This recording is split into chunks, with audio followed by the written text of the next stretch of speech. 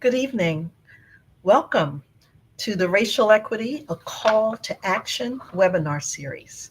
I'm Dr. Denise Boston, the Equity and Restorative Practices Manager in the Office of Human Rights and Equity. And I am really excited to have you join us this evening for a wonderful conversation. I am really looking forward to this conversation because it leads us to the upcoming event of our Racial Equity Strategic Plan Community Feedback Forum that's taking place on Thursday, December the 5th, from 6 to 7:30 at Howard County Community College in the RCF building, rooms 400 and 401.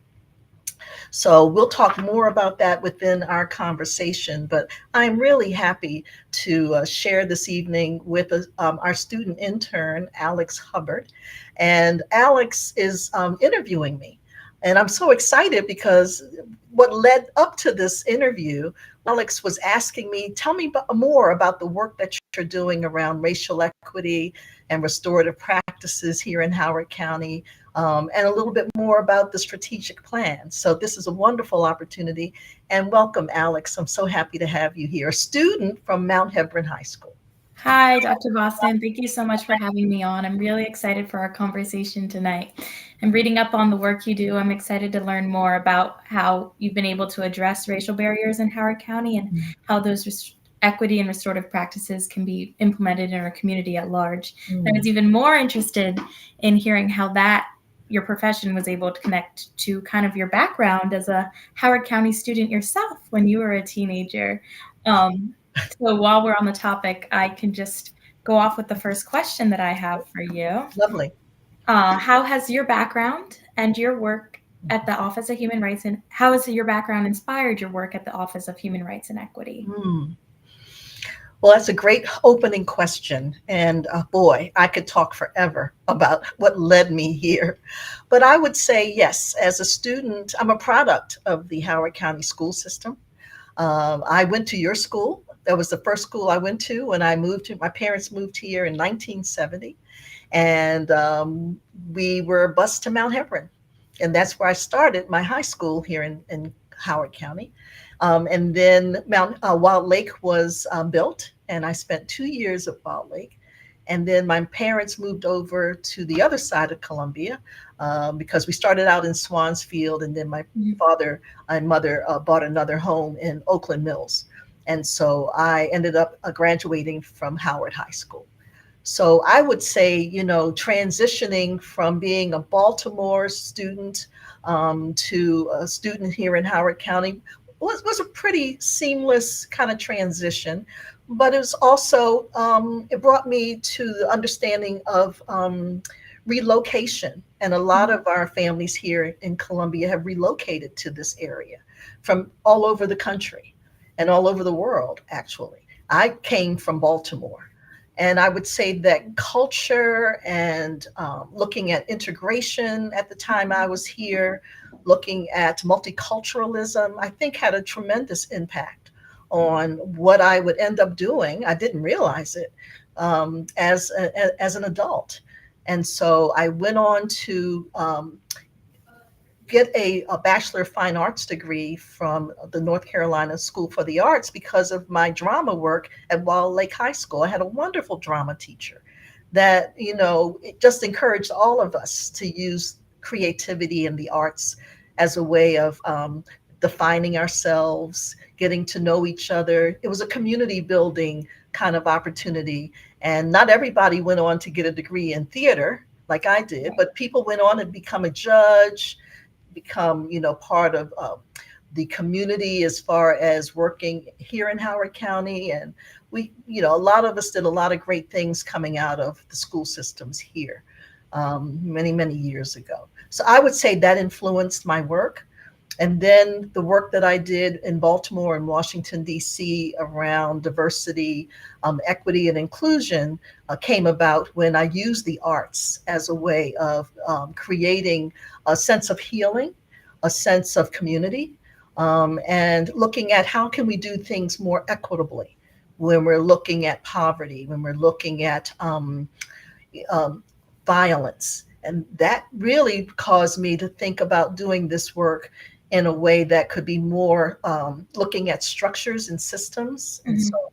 I was the dean of diversity, equity, and inclusion at a university in San Francisco prior to this position. And coming back home, this is my home, and I'm really happy to be back home. So I'd say creativity, I'd say understanding the power of community and understanding why culture is so important for us to learn about and to appreciate when we're around so many different cultures and backgrounds here in Howard County. And I'm glad you brought up the topic of creativity and kind of how your background in that creative field and the theatrical field has influenced your work. Can you give any specific examples on projects that you've really thought you've honed into your creativity to make a difference or impact on the community? Wow. Boy, you're asking really great questions. um, well, I did a longitudinal study when I was in California. Okay. Um, we went in San Francisco. We did a study with an after-school program and looking at social emotional learning Mhm. and looking at the ways we can use expressive arts therapy. Expressive arts therapy was a field that I was really a part of as well. And I would say, you know, structuring that longitude, it was a 3 year longitudinal study where we brought the arts in with children between the ages of 6 and 8 years old to help them understand their lived experience. A lot of them were homeless.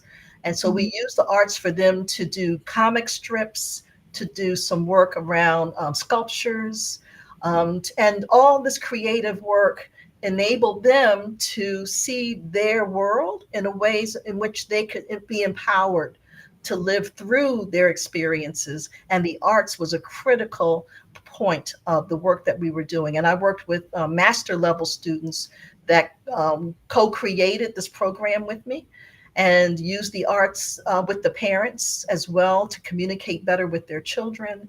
And the outcome of that study was that those students really began to see their self-worth in a way that they hadn't before, and using the arts to talk about social and emotional learning. Um, I'm sure that, you know, and we had a chance to have it published. And we also took our students, our graduates, to China to present the study. Wow. So I think that there's so many ways in which you can use the arts to bring communities together, ways that you can use the arts for people to talk about their stories, sometimes vulnerable stories, Right. and to see that they can really live past those stories. Those stories don't really decide who they are in their lives. It really encourages them to see the power of story. And so I think equity and restorative practices is all about storytelling, Mhm. and it's about us sharing our stories across differences so that we can have a greater sense of empathy with one another. That's really amazing. That work is very, very fascinating. And it's very cool how you've been able to apply a part of yourself and share that love with others in an effective way. And I think that's really, really cool. You bring up your work at the California Institute of Integral Studies. So that kind of brings me to my next question for you, which is how have you taken your background in teaching psychology at the California Institute of Integral Studies back home locally? So here in Howard County, Mhm. any improvements, ideas, or projects, or maybe you can use this as an opportunity to talk about your equity and inclusion plan. Mm-hmm. Okay, well, I'd say that I try to live with one mind. You know, so many different things that I do, but I see it all aligned with Mm. creating a sense of community and why that is so important. And the teaching, I've been teaching for over 25 years in higher education. And I started teaching at the Baltimore School for the Arts when I first came out of college. So teaching high school students and then ultimately teaching master level and bachelor level students. The whole idea of psychology and equity, and Mm. looking at the ways in which as researchers and as counselors we see that we have to bring ourselves, we have to know who we are in order for us to really get the buy-in from the people that we're serving. I see that very connected to the work of equity and restorative practices because, first of all, this is my community. I grew up in this Right. community. My parents came here because they saw an opportunity to live in a place where they could buy their home with no problem. There was a lot of redlining happening in Baltimore when we Mhm. moved out of Baltimore, and they were able, my father was able to move here seamlessly. Um, Without any problems, bought a home, and in fact bought two homes in his lifetime here in Howard County. And so I watched him and the ways in which he was had tenacity, and he had a sense of, I belong here. And he said, wherever you live is where you're planting your roots. And so he wanted to plant his roots here, and he wanted his family to feel just as excited about being here and feeling comfortable living here. And so I would say that the work that we're doing here in the Office of Human Rights and Equity is really making sure and ensuring that people who live in Howard County have a sense of a community and a sense of Mhm. welcome. Everybody moves here, and I've done a lot of focus groups of different demographics. And what Mhm. I've learned is there's like three things that we all have in common, regardless of your ethnic background, your language background, regardless of your social economic background. There's three things that we all have in common. And that is, one is that a lot of people move here because of the multiculturalism that Right. exists in Howard County. Wouldn't you say that's true? Yes, very diverse. Very diverse. And people have lived all over the place, and they've never seen anything like Howard County. And so people like the opportunity to be around different people, different languages, food, all the great things that comes with that. And I say the second thing, especially for parents who are moving here, is that they want their children to go to a school where they can really learn in a way that encourages them to see the power of education, to see Mhm. and understand why education is integral to their development. And so every family that I spoke to said that education was the top of their priority of moving to Howard County. So you're moving to a place that's multicultural. You're moving to a place where you feel the school system really is seeing your child for who they are, and helping to develop your child. And then I would say the third aspect of why people moved here is because it's such a beautiful place. Right. I mean, aesthetically, we have parks. We Mhm. have places and lakes. I remember Lake Kittamakundi was a part of my background and growing there, and having different events there. And it was just like and the bike paths. My father used to walk his dog on the path, and so feeling a sense of this outdoors. You don't have to be inside. You can enjoy this environment. And so those were the three things that people shared with me when I did the focus groups to find out, do people feel welcomed as they Right. live here? And what are the things that connect us rather than divide us? Mhm. Yes, that's an important topic when we're talking about racial equity and inclusion as a whole. And on the topic of inclusion, I liked how you mentioned those three things. And when you were talking, the one word I could think of is attractiveness. Howard County, attractive in its aesthetic, Mhm. but also in the people and how inclusive and diverse the community is, as well as its phenomenal education system. Thankfully, I've been privileged enough to be Mhm. taught in the Howard County education system. When talking about those three things, are there any improvements that you Mhm. still see need to be addressed specifically regarding your profession and Mhm. the work that you do in any of those three areas that you think could improve our attractiveness to other people and improve our inclusivity to Yes. the greater community? Well, when you talk about racial equity and when you say that term, you're really talking about, leading with a sense of understanding what racial equity is. Right. That race has always been something that has been very difficult for us to really grapple with, to talk about race, to talk about racism. Um, and racism has had an impact on so many people. Racism has had an impact on the healthcare of people where they may not have been given the proper kind of health care when they went to a doctor because of the color of their skin. Right. And we think that we're past that, but we're really not past that because it's so ingrained in our psyches that we are judging people based on social economic background. And when I say racial equity, I'm also talking about the interconnectedness Mm-hmm. between gender. Because everybody, I mean, I hold many different identities as an African American woman, as an elder. I hold the identity of someone who has had an education that enabled me to go to college. So, educational experiences. So we hold all these identities in one body, right? Right. And I still can be discriminated against, Mm-hmm. even though I have attained a lot of educational levels of learning. And because I may have a middle class background, it doesn't keep me from someone else judging me because they don't know me. And so eradicating racism is part of racial equity and racial justice. Right. Because if we can eradicate racism, and the whole many years that we've held this belief that people of color are not worthy of certain Mm-hmm. aspects, not worthy of a job, not worthy to be a leader, not worthy to be in any position of power. Right. That is something we still have to work on. And eradicating racism will help us eradicate all the other stereotypes that come along with, how people are judged in this world. And so it is a huge, huge job to try to do this because it's not going to be eradicated in my lifetime. I understand that. But I really want to leave something behind for the next generation, Mm-hmm. people like you, to say, even though it seems hard, I'm not going to stand away from it. I'm going to stand in my power to do something about it.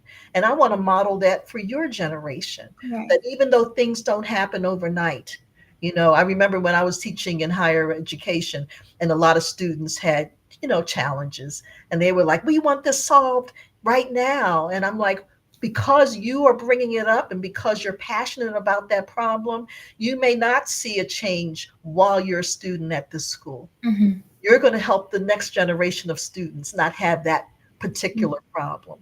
So it's a generative act because we're giving back. And I think of all the trailblazers who set the path for me to do this work. They didn't see the work change in their lifetime. They saw incremental changes. Right. We,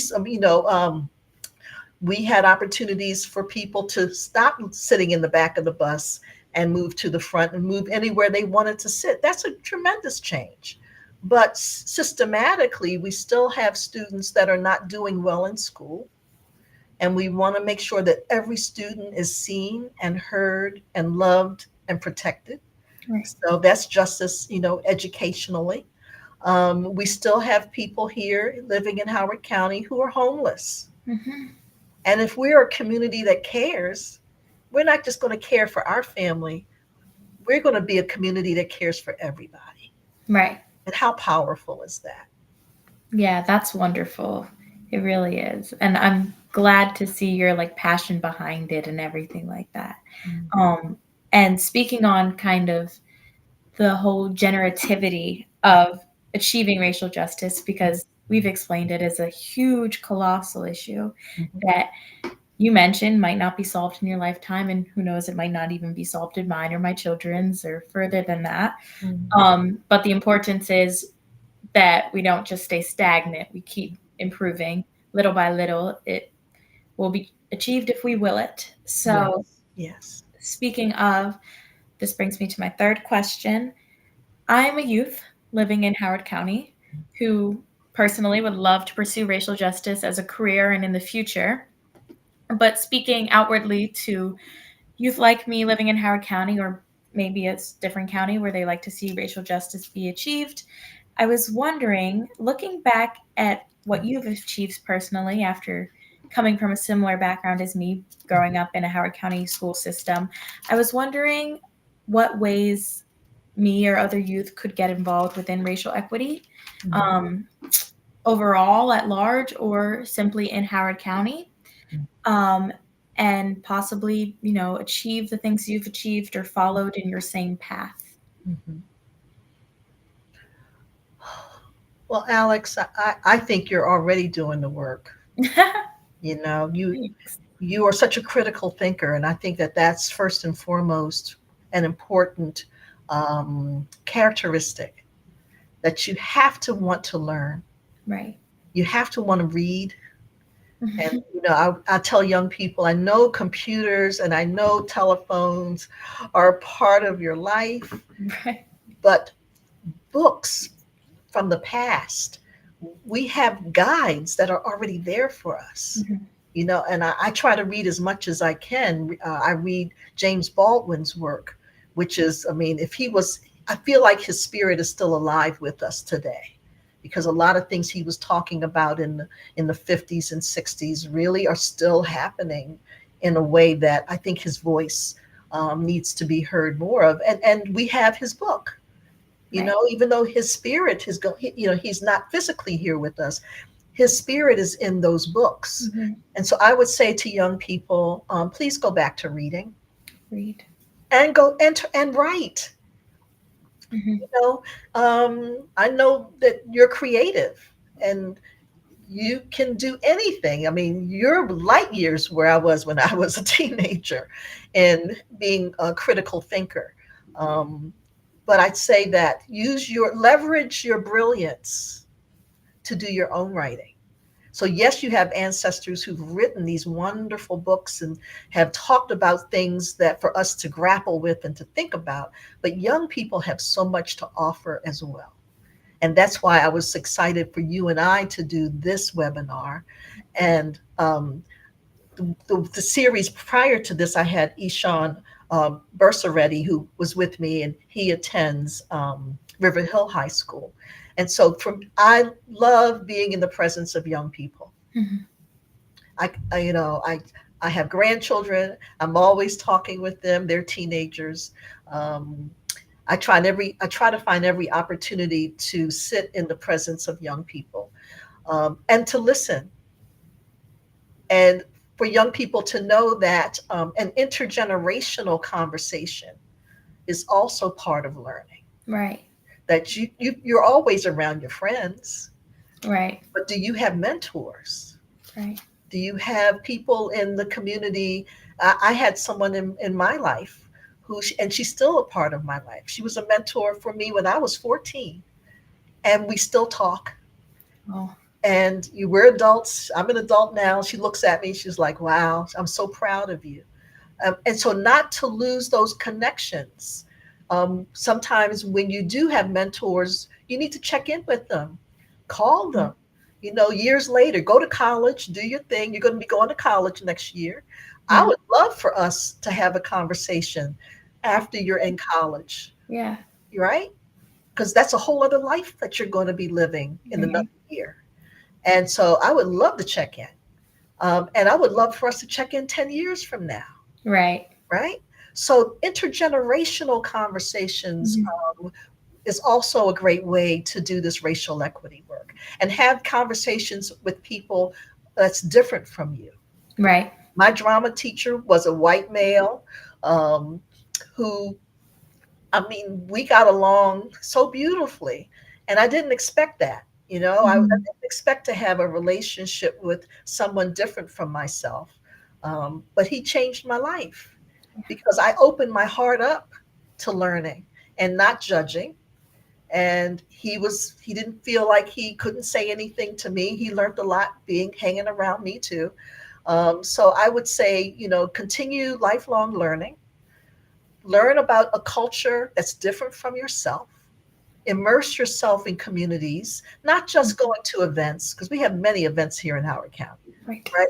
We have the Asian AAPI Festival, we have the Latin American Festival, we have the African Caribbean Festival. We have all these fabulous ways for our communities to see each other's Mhm. differences.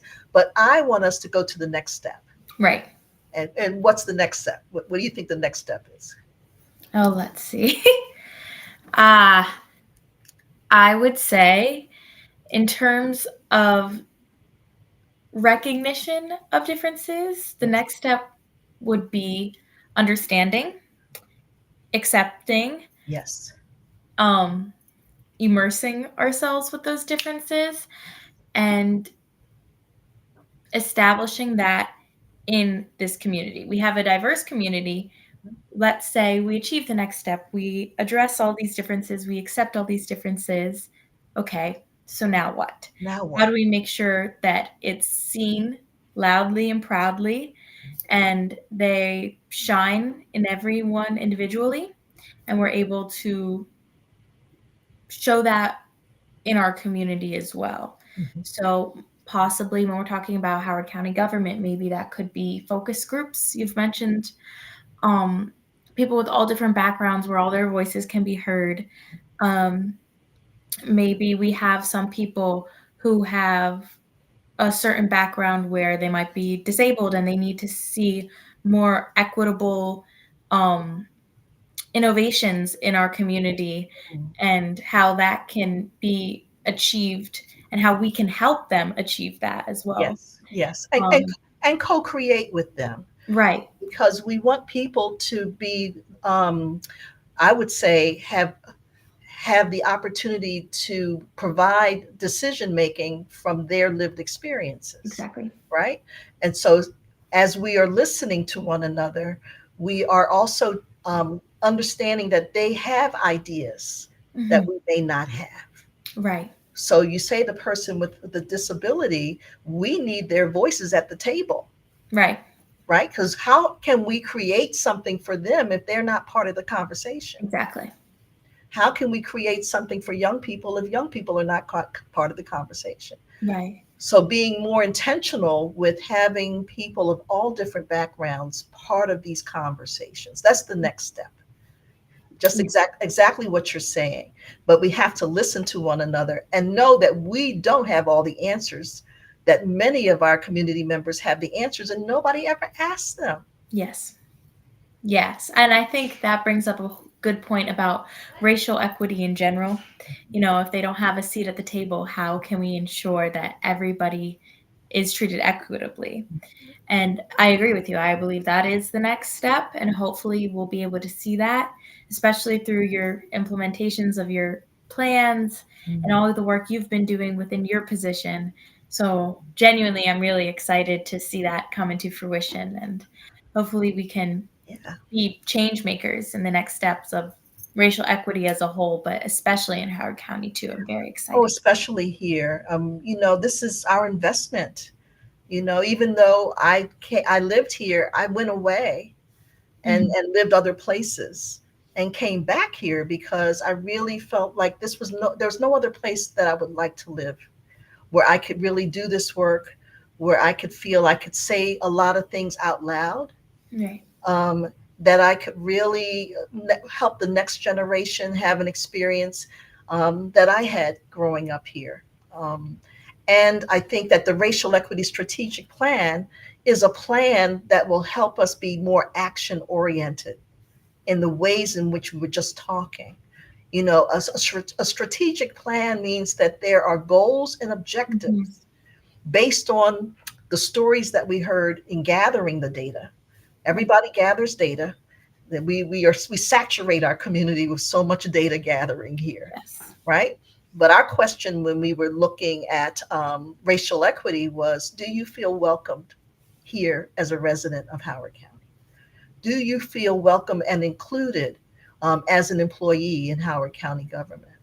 And how can we do some self-reflective work in Howard County government? How do we see ourselves as servants to our community members in a way that we have an equity lens with every decision that we make here? right, So a plan of action will give us 3 years to see if we put this plan into play, if we are taking a look at how we're hiring, that our hiring practices reflect the communities in which we live in, right?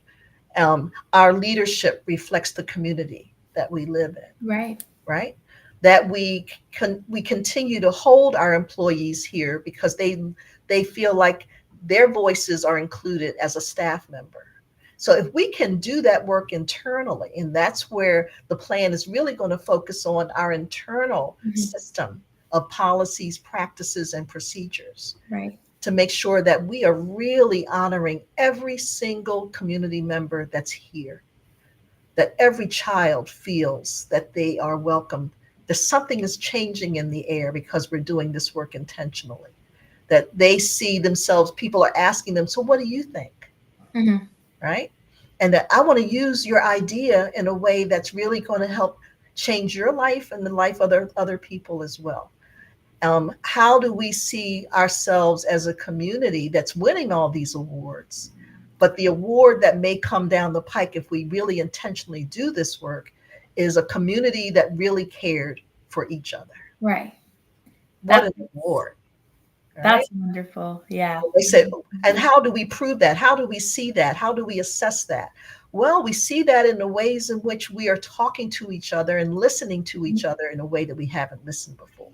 We Right. see it in the ways in which that a lot of people who have not been at county council meetings are beginning to show up, Mhm. right? They were like, I didn't even think this meetings existed.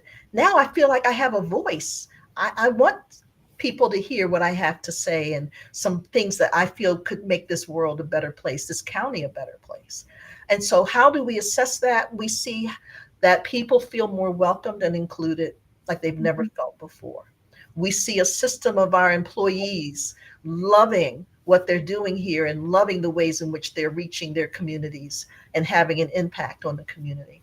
And we see it in a way that our elders and people who've been marginalized because of age, because of sexual orientation, Right. because of all these language barriers, we see a difference in how people feel like there's things in place now Mhm. that I know that I know about a lot of these events because it's in my language, because it was translated for me. And everybody can say, well, because I'm attending more opportunities to be part of the community. A lot of people are still very isolated and they feel like, well, maybe I'm not smart enough to be Mhm. at that community meeting.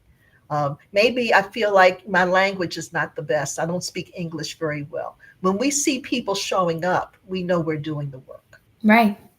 Yeah, and that's what I appreciate about you saying kind of how these policies and procedures will work internally, but then that'll translate to our external inclusion and how we're able to show up for our community and show them that they too can be part of the process as well. And Yes. that you kind of answered this follow-up question, but I'm going to ask it anyway in case you might have left out something. Um, what would you like to see for this strategic plan and everything going as you had hoped? What Mm. would that look like? Mm. Well, I would like people to come to the forum to give their feedback on what um, their input, because we had a lot of people giving input on this in this strategic plan. We put surveys out there. We gathered information through surveys and focus groups. And when I facilitated the focus groups, and we had several, we had maybe 8 focus groups with many different community members. I shared with them that this plan is not going to be actionable unless your voice is in this plan. Right. And so the feedback forum on Thursday will continue to give us feedback because the plan's not done. We're still revising, tweaking it, Mhm. massaging it, because we want to make sure that people see themselves in this plan. And so that's what my hope is that people come out, and it's going to be hybrid. So please register.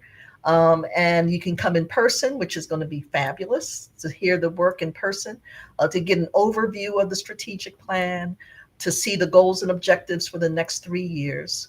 And I would also hope that you can be part of the plan once it's implemented, that you continue to grow and learn about each other as a community member as well. Wow. Yes. That sounds wonderful, and I'm excited to see the plan come into fruition. And hopefully, we'll be able to achieve great racial equity in Howard County. Um, so, yeah, I appreciate that work very much. Is there anything about the plan that you're particularly excited about headlining? Mm. I'm excited because we are not the only jurisdiction that's creating racial strategic equity strategic Mhm. plans. I just came from a conference, a Race Forward conference last week in St. Louis, and there was almost 4,000 attendees at the conference.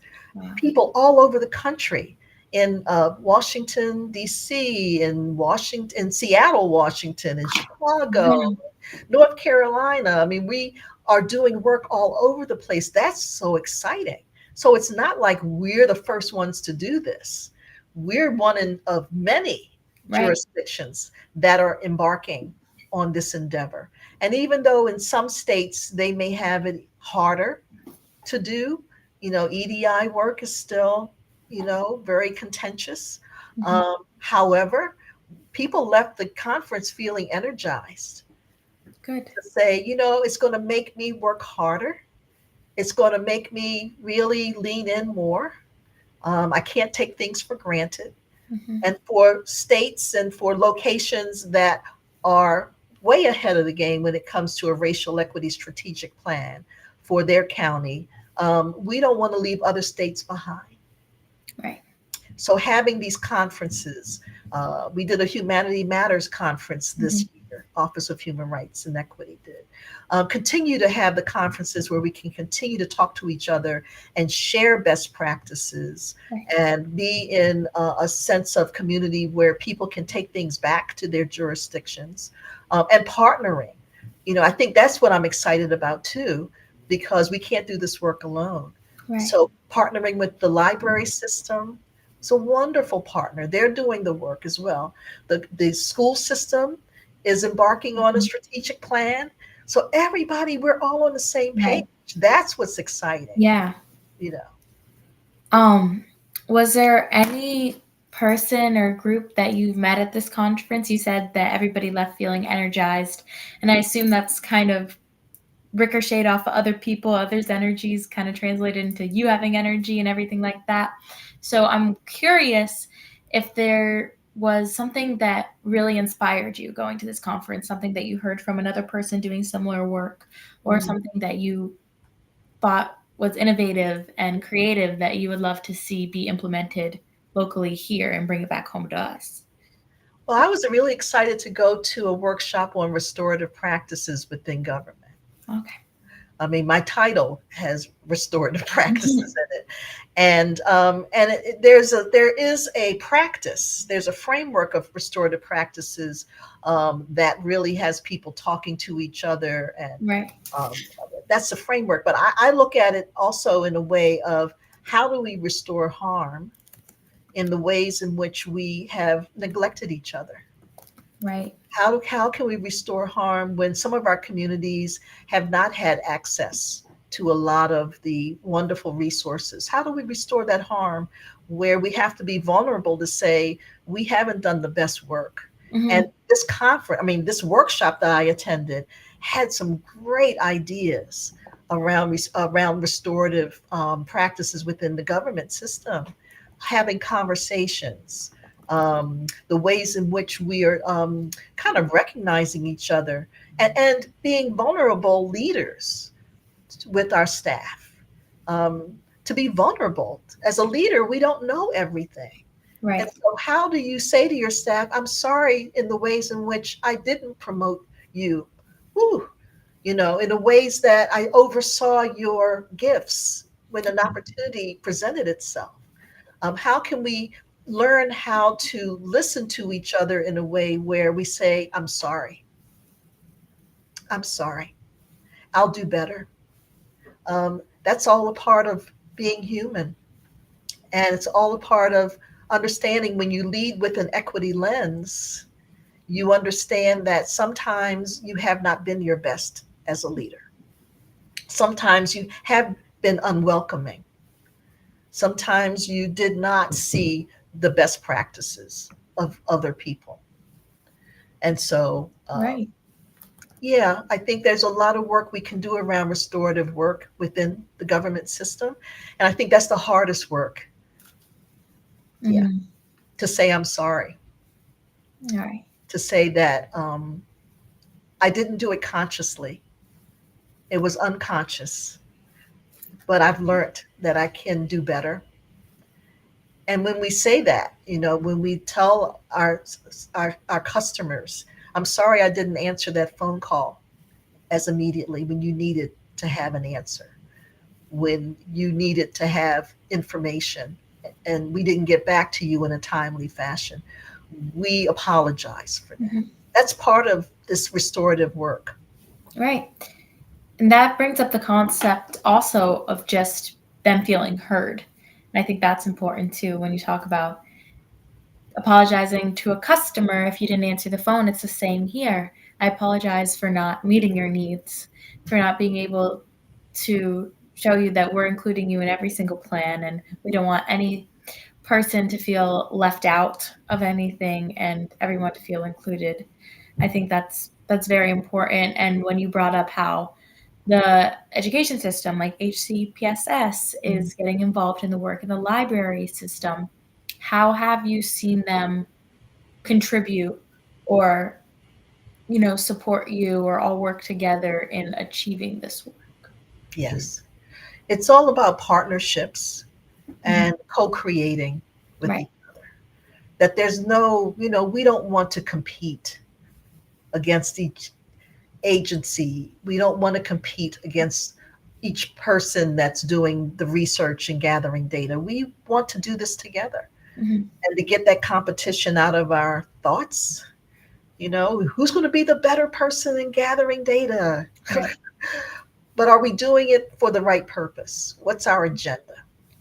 And when our community sees all these entities connecting and talking to one another on the same page, they Hmm. really feel like we're modeling a sense of community. Right. So I think, is it time for us to open it up for questions? What do you think? I think so. Listen to what other people might have to say.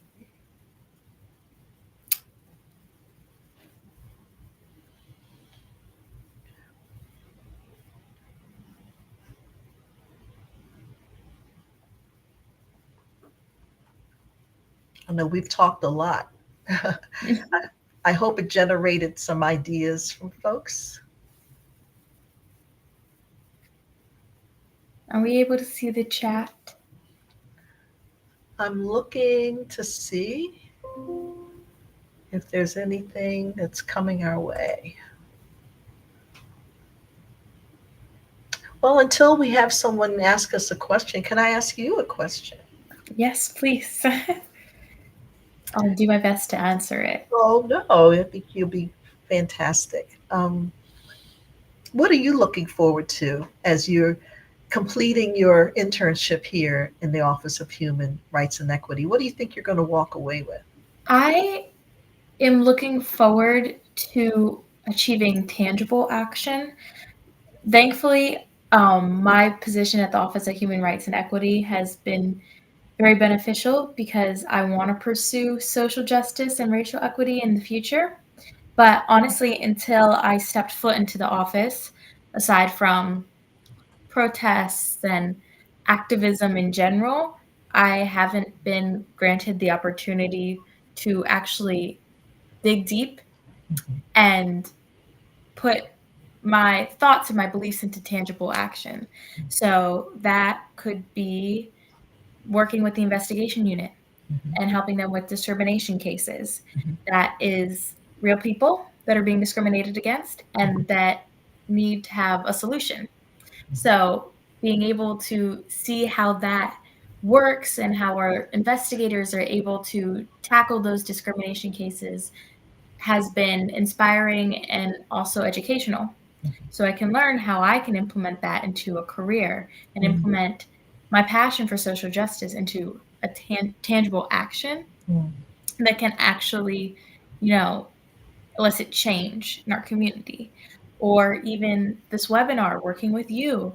I hope that other people will feel motivated to do work in terms of social justice and racial justice in Howard County.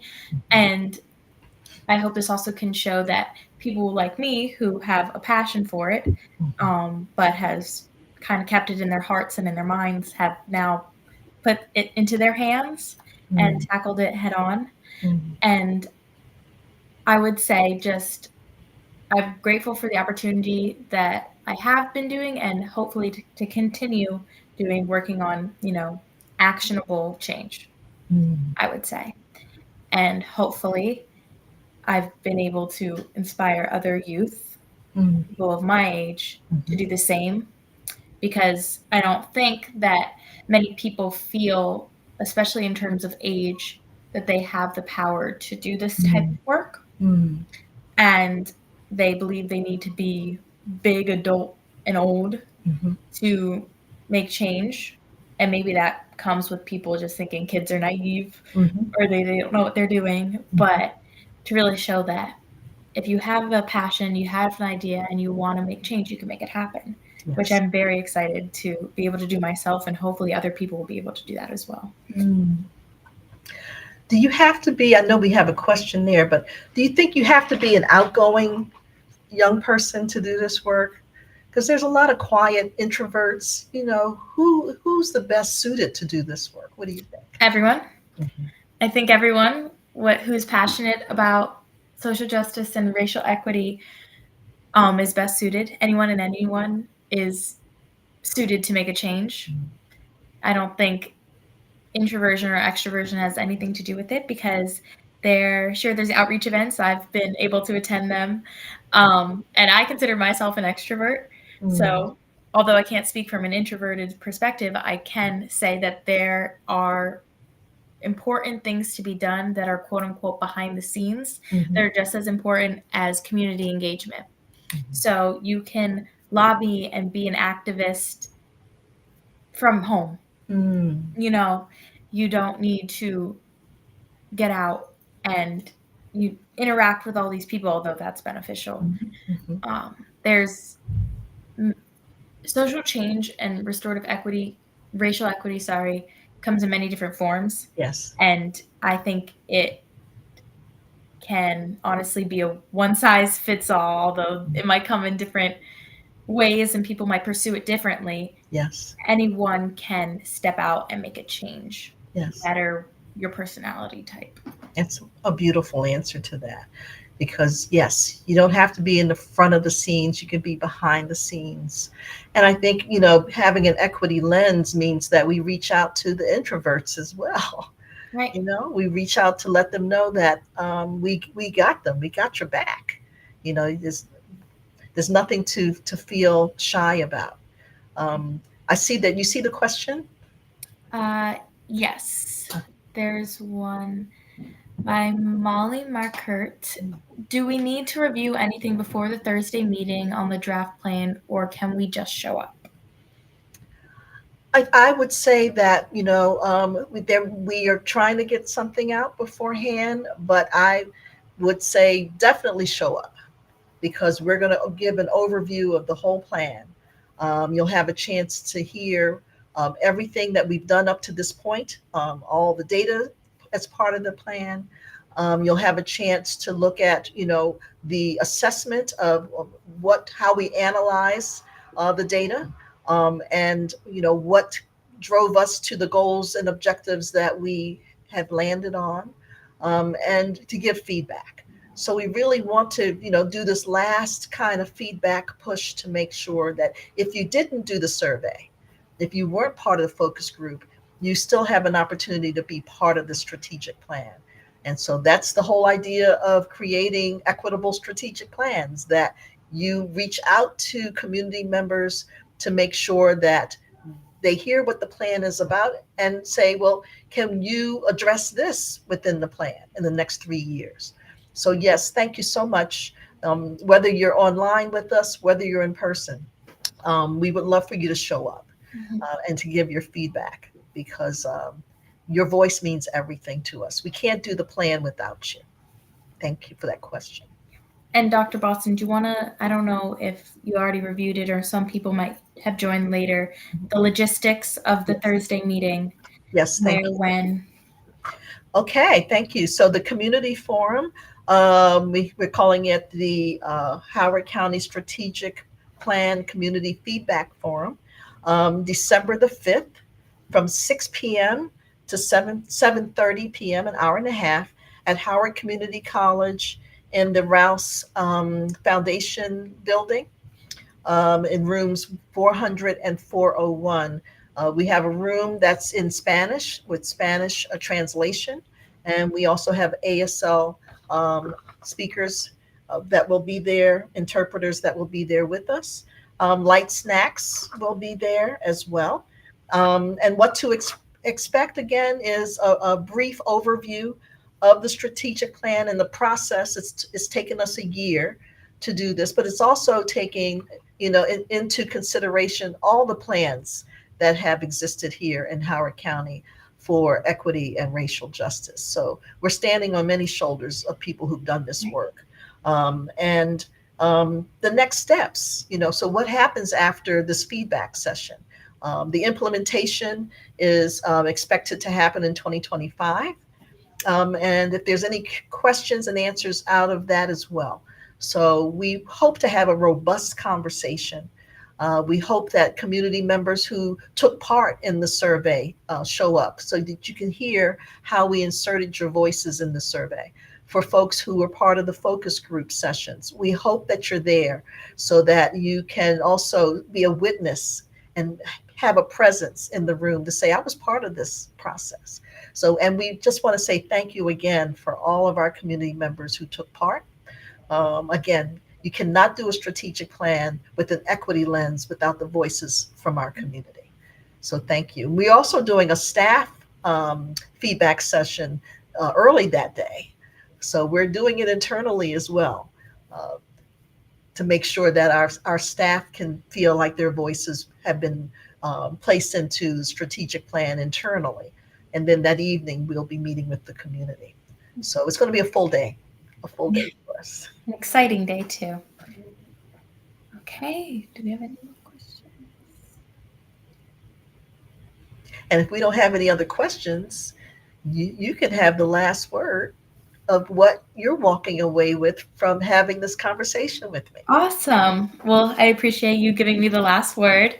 I have very much enjoyed talking with you today, Dr. Boston, and being able to talk with the audience as well about the new strategic plan. And I'm excited for it to come into fruition and really see equitable change occur in Howard County.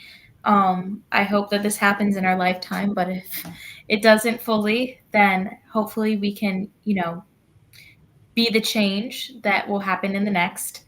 And I hope everyone has a good night and is able to go to bed tonight and have some new food for thought and be encouraged to kind of do similar work or help us or support us in this work that the Office of Human Rights and Equity is doing ourselves, and you know get out there and do it yourself as well.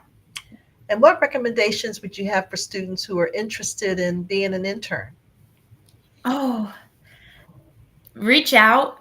I was able to have this wonderful opportunity by just cold emailing the office and saying, hey, I'm passionate about this and I would love to get the opportunity to learn, and which I have, and support in all the office's endeavors. And maybe that doesn't look like an official internship where you're there few times a week for a certain amount of hours, but that could be helping with our community events. There's plenty of them.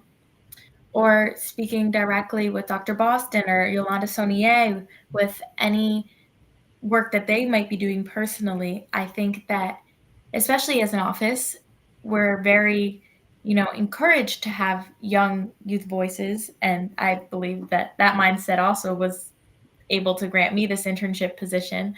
So definitely don't shy away from reaching out to people that you want to look up to and that you want to learn from. I would say reach out, show how your passions align with theirs, and work together. Well, I know your parents are very proud of you.